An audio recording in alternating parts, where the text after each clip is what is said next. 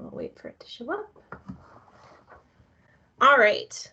So as I mentioned, we're going to do something a little bit different today. I'm going to talk a little bit about some of the myths that I've encountered during my time in teaching about the American Revolution. Things that are definitely untrue, only somewhat true, all that kind of stuff. I've been teaching since 2007. And so this is kind of a collection of some of the most common things I've seen people get wrong about the American Revolution. And I thought it was important to talk about the American Revolution and how we understand it, in part because it is a really important piece of our national identity.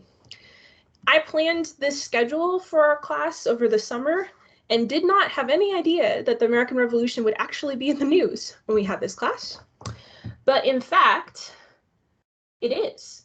Last week, President Trump announced a new sort of historical commission, the 1776 Commission, because he argued the 1619 Project, which was the project of historians looking at the role of slavery in the United States and the contribution of African Americans, he felt that was too negative. So he's proposed kind of this other historical commission or interpretation of the past. And 1776, where does that come from? Anybody know? Why is he naming it the 1776 Commission? Any guesses? Anybody know why that year is important? Yes. Lavender. Is that the year that the Declaration of Independence was created? Correct. Right. So by choosing that, basically he's saying that, you know, we're going to kind of create this commission, and this is what he sees as the key date. So 1619 was picked by historians working on that project because that was the first cargo of African slaves that arrived to Jamestown in 1619. So he's choosing 1776, and that's kind of a signal to us that we're going to center it around the American Revolution. So why is the American Revolution so central to our identity as Americans? Anybody have any thoughts on that? Like, why are we so like obsessed with the American Revolution?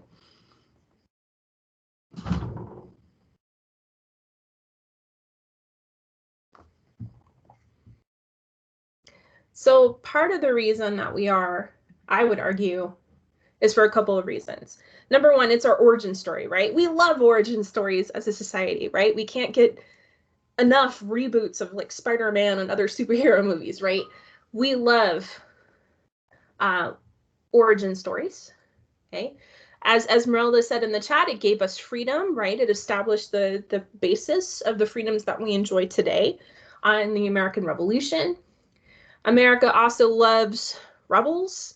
As you've been reading about in your textbook, American colonists, when told that they had to abide by all of these different trade laws, right, with the Navigation Act, said, screw you, England, we're going to just smuggle instead, right? And nobody would convict them of a crime in a court, and it drove the English crazy because the colonists were very sympathetic to people rebelling against what they felt was unjust laws. This is also the time period in which we get our founding ideas and documents, like the Declaration of Independence, which Lavender mentioned. And because of that, we kind of consider these founding documents to almost be sacred, right? That this is the basis of our foundation as a society. But when we elevate a particular event or person or time period, and particularly talk about it a lot in politics as a way to justify what we believe politically, how could that warp our understanding of the past if we keep using history in politics? Anybody think about how that might change our understanding of history?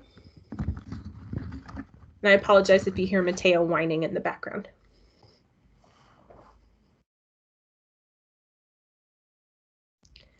We're going to talk about the use of the Bible a little later this semester by both abolitionists, people who want to get rid of slavery, and slave owners who wanted to use it to justify slavery. So anytime you have like this very central piece that people cling to, it can be interpreted in different ways, right? And it helps us view if things have changed. And definitely a lot of stuff has changed. As we're going to see, some of the myths we're talking about have come about because we want to change the way we interpret the event, and so details get kind of squishy. So that's part of the reason why I want to go over like the 10 most common myths I see as a professor that people have about the American Revolution. All right, so I've chosen 10. I could have chosen some other ones, but these are the most common. And we're going to start with one that you probably are familiar with. You've probably heard this before. Any questions so far? Awesome. All right. Okay, how many of you, raise your hand if you've heard the story of George Washington and the cherry tree? Anybody heard it? Lavender's heard it. I see her on camera. Thomas, all right. Mary. Yep, Miss April. All right, anybody want to tell me briefly what that story is? What is that story? Everybody very quickly lowers their hands. My dogs always wait until we record to bark. All right, basically the story goes that George Washington was like 6 years old, had just gotten as a gift for his birthday a hatchet, because any 6-year-old boy would love a hatchet. I know my nephew who's 6 would probably love a hatchet. His mom would be horrified. But he got a hatchet and he decided that he wanted to use his cool new tool, and he chopped his father's cherry tree.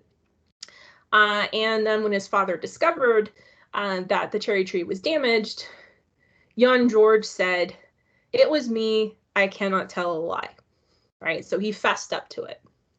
And basically that story, right, we kind of tell about George Washington as a way to emphasize what about him?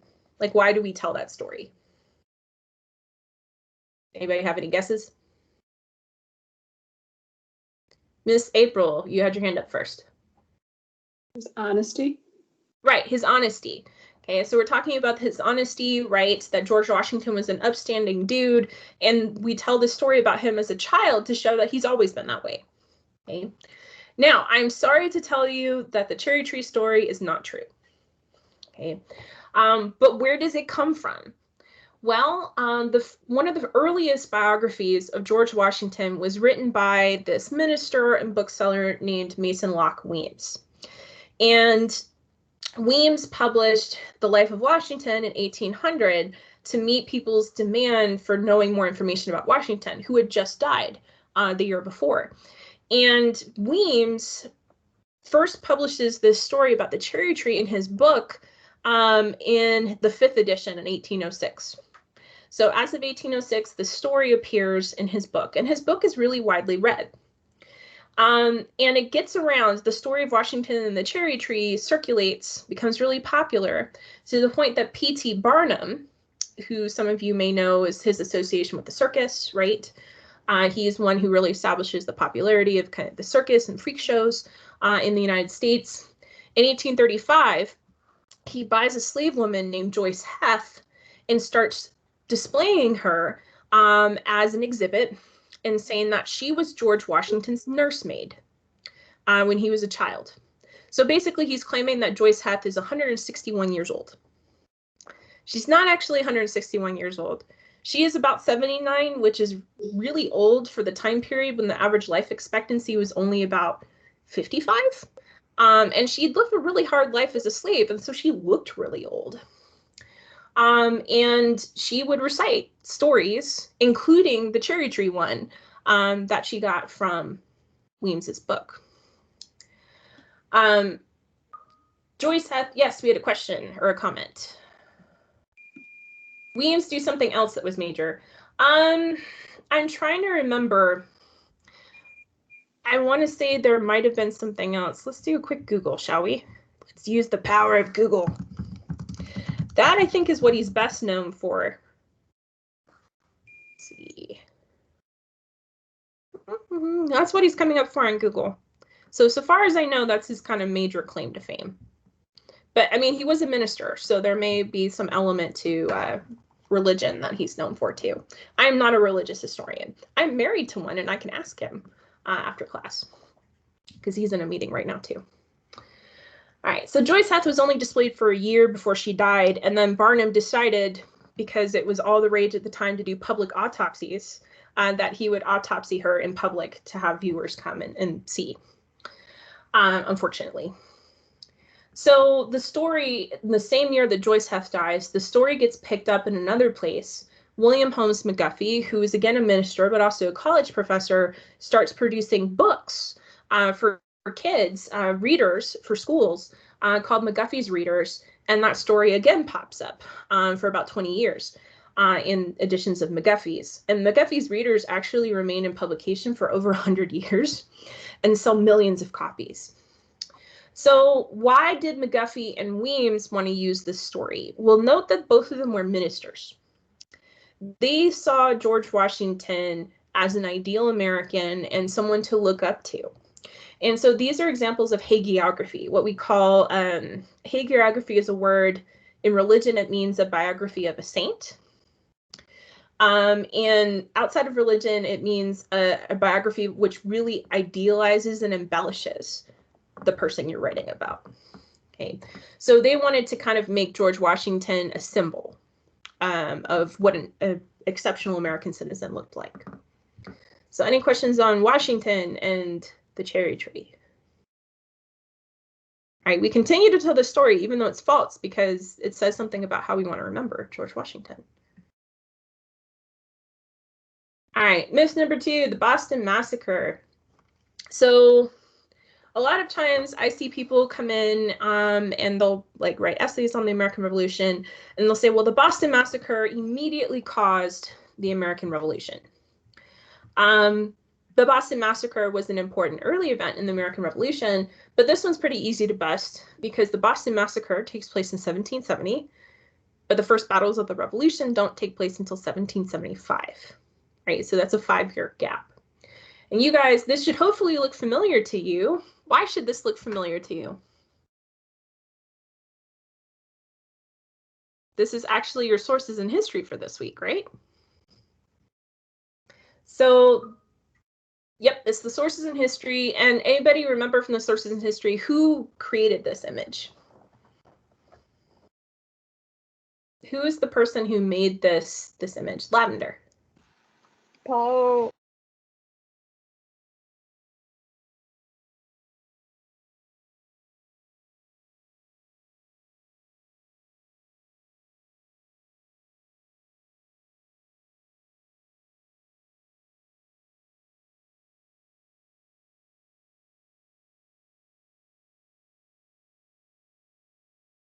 There we go. Can you hear me now? Paul Revere is producing this in part to make a point, right? This is what we call a piece of propaganda. He's trying to make an argument. He's trying to sway. So consider that when you're looking at your sources in history assignment, what message is he trying to use with the picture and the caption underneath? Okay. So the Boston Massacre is important. It helps establish Boston's reputation as kind of the problem child of the American colonies that the British keep having to deal with, but it does not immediately lead to the American Revolution. So any questions on Boston Massacre? No? All right. Okay, myth number 3, Americans and independence. So this myth is that the United States and Americans were totally gung-ho from day one on the concept that they wanted to break away from Great Britain and be independent. That is the myth. The reality is when shots started being fired at Lexington and Concord in 1775, nobody was talking about independence. Okay? In fact, after initial military engagements, the Continental Congress, which had convened first in 1775 to kind of figure out what the united response of the colonies should be to hostilities, military hostilities, actually issued what's called the Olive Branch Petition that your textbook talks about, in which they basically sent a letter to King George saying, look, we don't want to fight. All we want is, what were the colonists wanting? Anybody remember? It was the big beef of the revolution. It's the motto. No. Anybody fill in the blank? No what without what? Has anybody read the chapter? Representation, right? No taxation, right? Without representation. Okay. Yep. No taxation without representation. And Parliament, right? Because Parliament was slapping all these taxes on the colonists, like the stamp tax, in particular, angered the colonists. But the colonists don't have any representation back home in Parliament. Okay.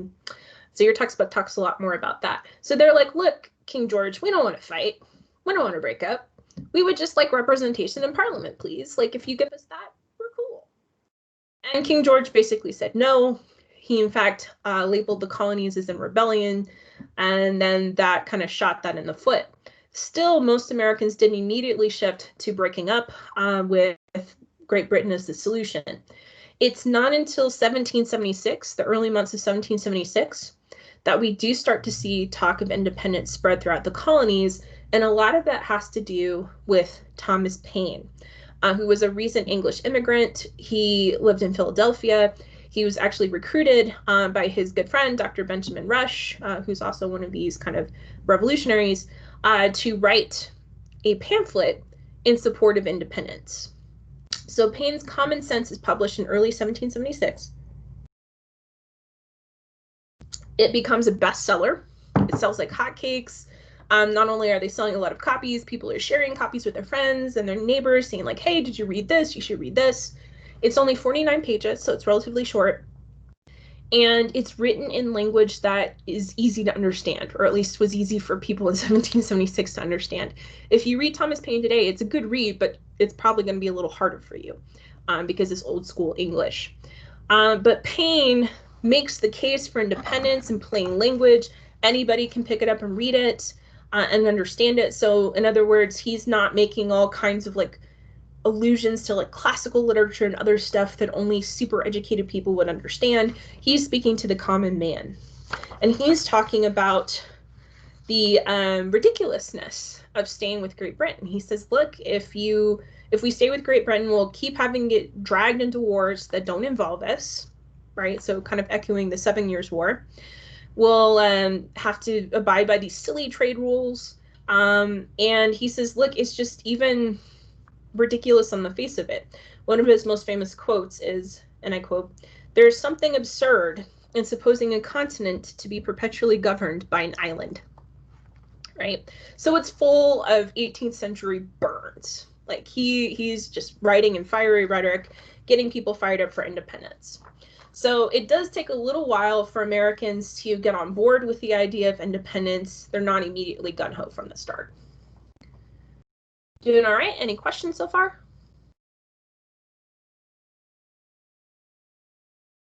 All right, speaking of independence, myth number 4, Thomas Jefferson wrote the Declaration of Independence by himself. Yeah, that is the myth, that Thomas Jefferson is the sole author of the Declaration of Independence. The reality is Thomas Jefferson is the main author, but there were other people. He was one of a 5-person committee that was commissioned by the Continental Congress to draft a Declaration of Independence. And actually, Jefferson had to have his writing edited several times. John Adams and Benjamin Franklin made some edits before it got presented.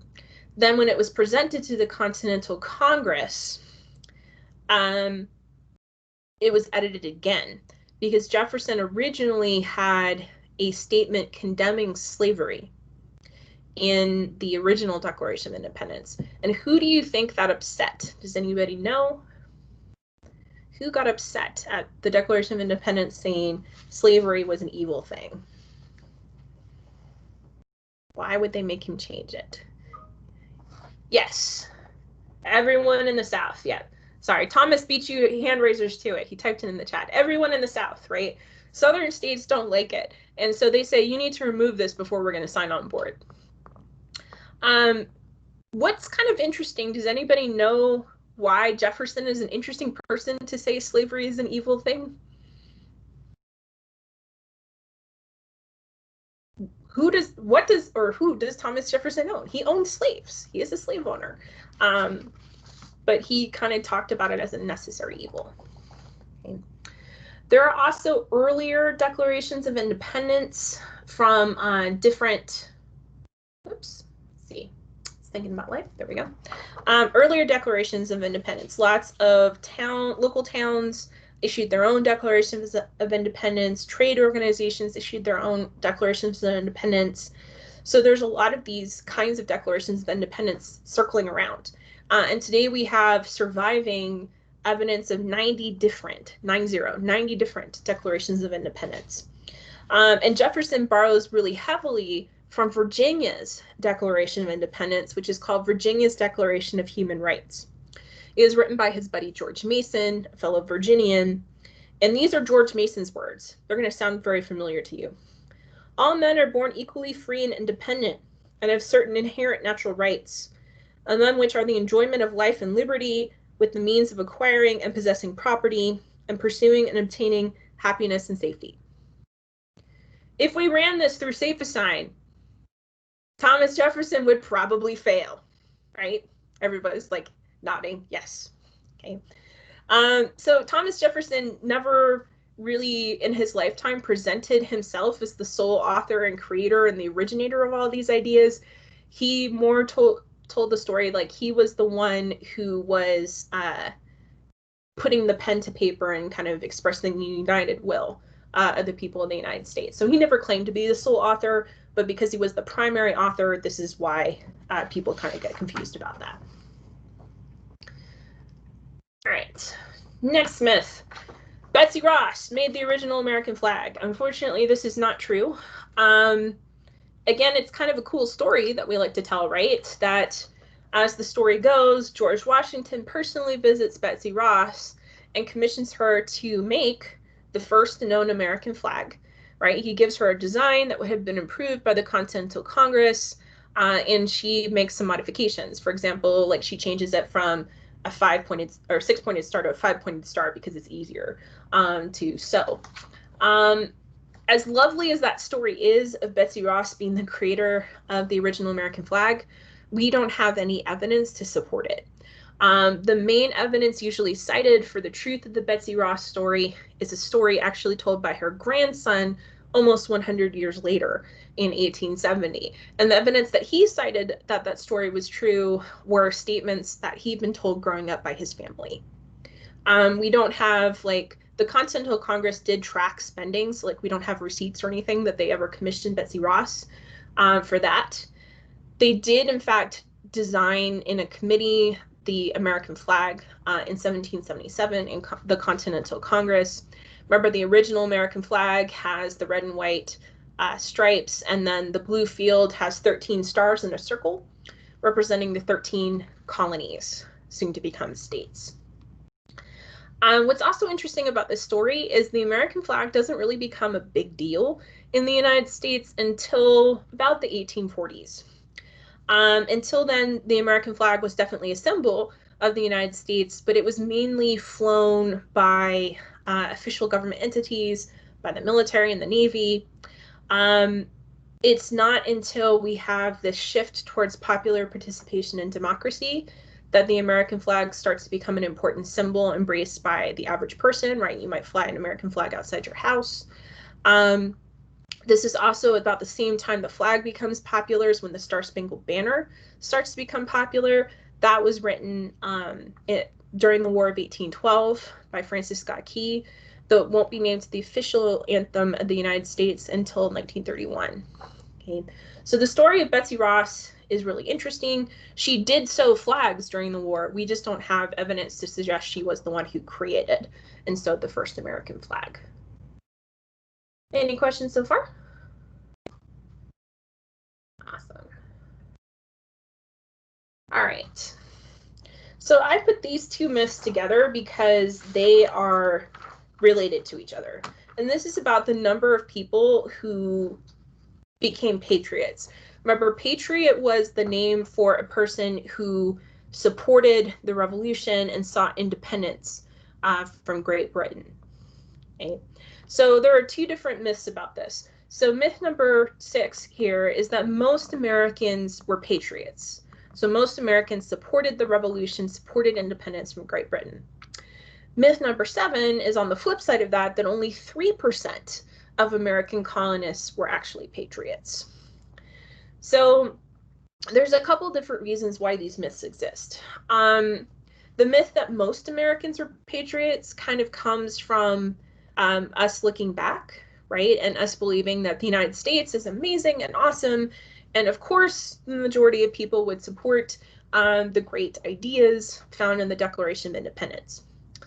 On the flip side of that, 3% of Americans being patriots kind of comes about because of the fact that there were a lot of people who were unsure about the idea of revolution and independence. And so they kind of go in the complete opposite direction, and they argue that so many people were not down with independence that only like the most hardcore 3% of colonists rose up against British tyranny. The reality is more complicated. Definitely, there are a lot of people who are not patriots in the United States at this time. Only about, and the estimates fluctuate.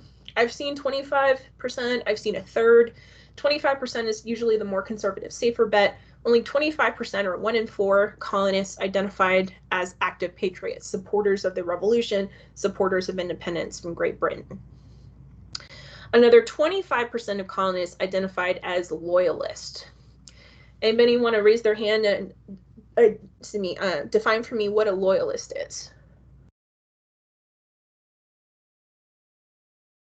We all shy? What is a loyalist? Take a wild guess at it. I raised my hand by accident. All right, Lavender. What is a loyalist? Well, Thomas did a good job in the chat. It's anyone who would prefer the English government pretty much to rebelling. Right. So good tag team, Thomas and Lavender. Yes, anybody who was loyal to the crown, who was loyal to the British. In other words, who believed. You do type fast, Thomas. That's not something you need to, apologize for. That's awesome. So yeah, anybody who wanted to stay with the British. And there are lots of reasons why someone would be a loyalist, right? This whole revolution thing was pretty risky, right? There had never been an example, a successful example of colonies rising up, right, against kind of the mother country. And for some people, this was risky. Other people had really strong connections, like business connections, personal connections, political connections to the British, and they were afraid what would happen if those ties were cut. So about 25% of the colonists were loyalists, and then the vast majority of the colonists, about half of them, 50%, were what we would call neutral, right? They didn't really have strong opinions one way or the other. Maybe they were people who didn't want to get, sucked in to this conflict and just kind of preferred to sit on the sidelines and see what happened, right? And benefit from being neutral.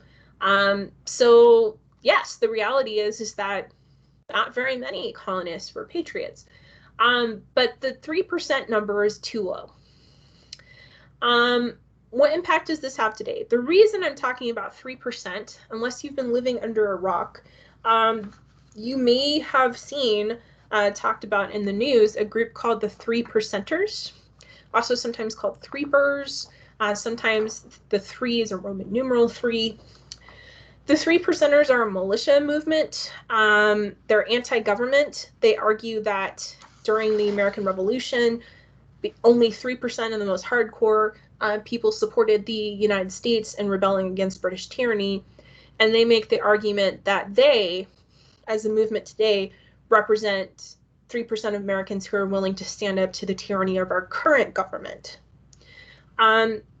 So the 3%ers are part of a tradition, kind of long tradition of sort of more formally organized, more militarily equipped and trained anti-government movements that really kick off after the Vietnam War. So that's more of a story for History 1302. But if you're interested, there is a book about the rise of movements like the 3%ers called Bring the War Home, which only goes up until the Oklahoma City bombing. Oh, why am I blanking on name? Kathleen? I know the last name is right, but Kathleen Blue. Okay. All right, any questions on this so far? So the population is mixed, right? Not everybody was a patriot, but neither were almost nobody patriots. All right. Okay, myth number 8.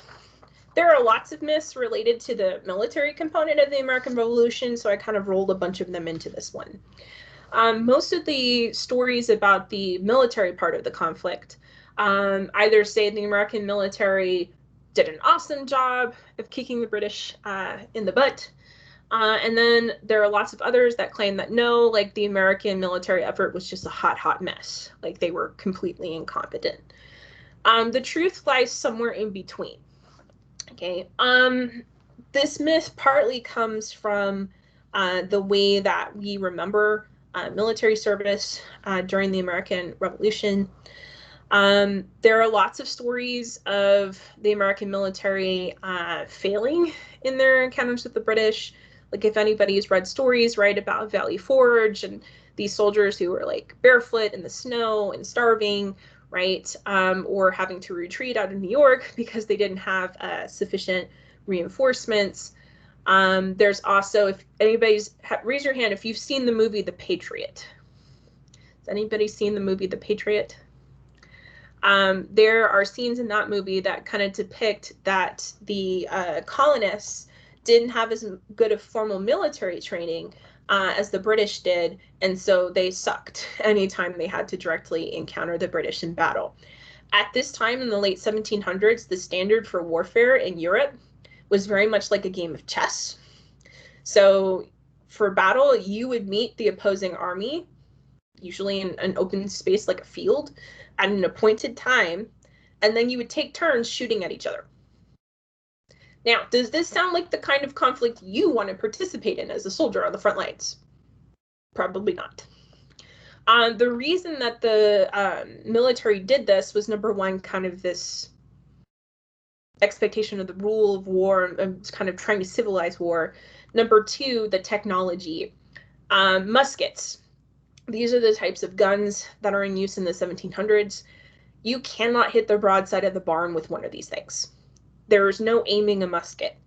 The only hope you have of hitting something is doing what this image on the slide has, which is a bunch of you getting in line and all shooting at once. You'll hopefully hit something. So there is some truth to the fact that Americans did have less formal military training. Members of the Continental Army did get trained in European military tactics, but the militias oftentimes did not. And that's kind of the other piece and the other reason why I mentioned The Patriot, because it does a pretty good job, even though it's exaggerated in the film, it does a pretty good job at depicting kind of the two styles of warfare that we see in the American Revolution. What's the other style? Does anybody know? If they're not facing off in the battlefield formally, like European style, what's the other way the colonists are fighting? Anybody know? Thomas. Guerrilla warfare, correct. Okay. Now, don't get this confused with the animal gorilla. Okay, guerrilla warfare, spelled with a UE, not an O, is basically ambush tactics, right? So hitting the enemy where you can, when you can, right? Hiding, pick off at opponents. Obviously, a musket does not make a sniper, right? So you can't like snipe people. So this is why that ambush scene in The Patriot is so terribly irritating to me, because he hits every time he aims his musket, he hits something. But yeah, sneak attacks, right? And this made use of especially militias in the South, which were obvious many times kind of outnumbered. This made use of their limited numbers, right, that they could attack. Your textbook mentions the case of Francis Marion, the swamp fox, how he would like sneak attack the British and then disappear into the swamps of South Carolina. And in fact, in the movie The Patriot is kind of loosely based off of Francis Marion. So the truth is somewhere in between. Even though the militia didn't have the formal training, I mean, they weren't gods at guerrilla warfare, but they still kind of towed the line and kept the military conflict in the South alive. About 100,000 men served in the Continental Army, which was the formal army of the United States, and local militias usually enlisted men between 16 and 60. Smallpox immunization story true. Ah, yes. I saw that one yesterday. It's a little early for let's see, smallpox. Blah, blah, blah, blah. Yeah, the smallpox inoculation would have been relatively rudimentary during this time period. So in other words, they had not exactly perfected the smallpox. This is before like widespread like shot vaccines. So inoculation meant kind of like digging in and exposing you to excuse me, the pathogen. Yes, he did inoculate people. Did it work? Mixed result. Some people died because of the inoculation. They actually caught smallpox. So yes, that story is true. Did it work as he planned? No. Did it probably help somewhat? Yeah. Okay. Thank you for asking that. So yeah, most of the colonists, even if they weren't part of the Continental Army, probably had some experience with weaponry and conflict because of the 7 Years' War, which a lot of colonists were drafted in. And remember too, like the military conflict, we have to also mention the fact that both the Patriots and the British had help. Patriots called in the French, and then both sides used Native American allies. All right. Other questions? By the way, if you want to read a really interesting account of the war from a soldier's perspective, there is a Revolutionary War diary of a man named Joseph Plum Martin.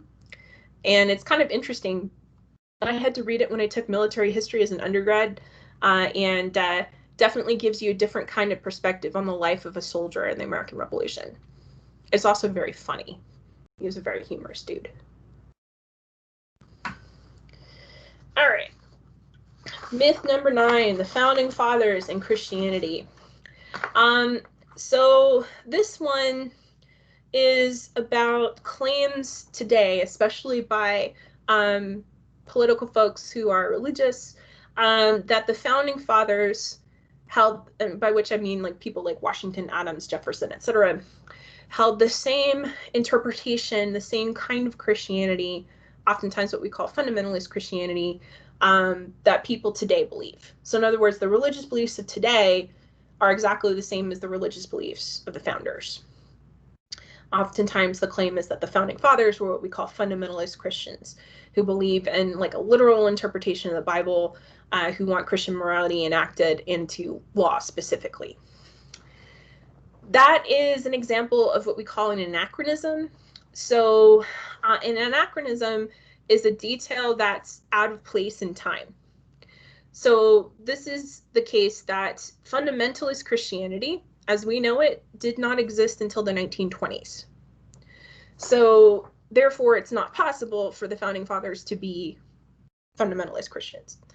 Now, the Founding Fathers did believe in the importance of religion, but there are a lot of the Founding Fathers who embraced deism. Does anybody know what deism is? The textbook talked about it in connection with the Enlightenment. Anybody remember what deism is?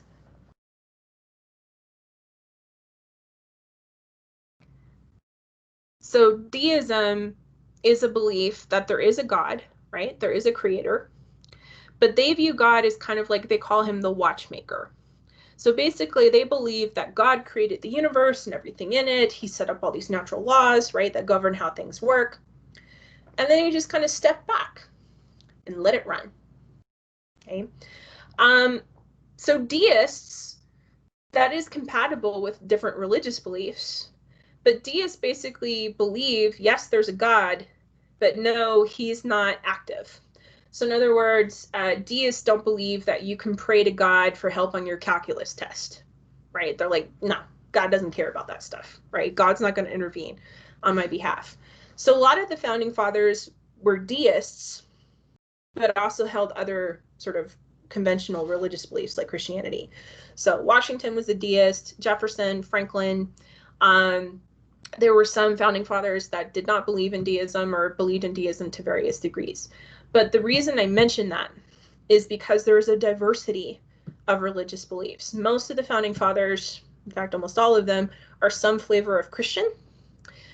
But they recognize that there is a diversity in how you worship and what you believe, and not everybody who lived in the United States was a Christian. So this is one of the reasons why there's this move in the First Amendment to the Constitution, right, to make it so that freedom of religion is established, right? There's this move to separate church and state, not only from these guys who are deists, but also from churches themselves. The Baptists, for example, during this time period, were very staunch believers in the separation of church and state, because during this time, what was the relationship between church and state in the colonies? Does anybody remember? Were church and state separate? Lavender shaking her head, no. No, they were not, right? Remember, you read about Anne Hutchinson, right? And you read about the Salem trials in which they were bringing in religious evidence, right? And Anne Hutchinson was actually tried, even though she criticized the church, right? She was tried for sedition, which is a crime against the state. So minority religious groups, like the Baptists were at this time, argued that we should separate them, right? No more official church that I have to pay taxes to, right, or I have to belong to be a member to vote, right? Let's separate them. Now, the founding fathers, even though they separated religion and state, they did believe that religion was important. And in fact, that comes from this idea of virtue. So your textbook talks about this. Virtue is morality. And so they believed that you had to have good morals to be a good citizen of the United States. And how do you get good morals? They said religion. So that is important. And that, again, kind of ties back into George Washington, right? This emphasis of his honesty, right? And is an example of one of his virtues of being a good citizen. So any questions about that? All right, last one. Hang in there, we're almost done. All right, myth number 10. The Constitution was the first government of the United States. The answer is no, it was not. The first government of the United States was the Articles of Confederation. Okay, this was our first stab at government. It was our government at the national level from 1777 to 1789. The Articles of Confederation established a very weak national government. And you can kind of guess at that by the name, because I know we associate Confederate with what? We get this mixed up with another time period in U.S. history.